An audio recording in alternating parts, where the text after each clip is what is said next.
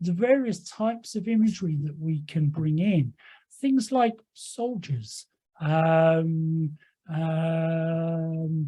things like the use of imagery with soldiers. I had a client who presented, basically, he had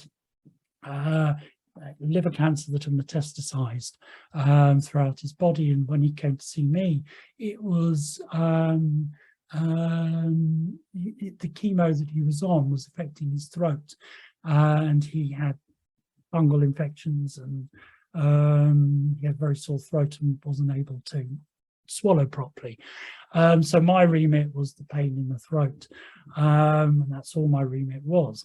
But when I was talking to him, he wanted to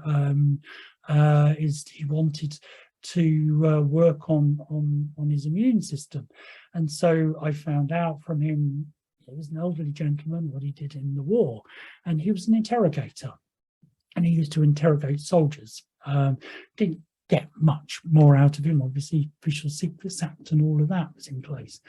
But very simply, what he wanted to do, and my doing this with him was not condoning violence, which I don't, but I was working with his empowering imagery, was he saw his immune system as interrogators.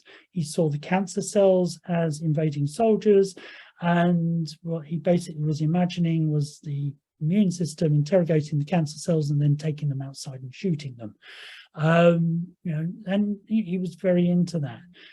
By within a very short time, his throat wasn't painful and he was eating.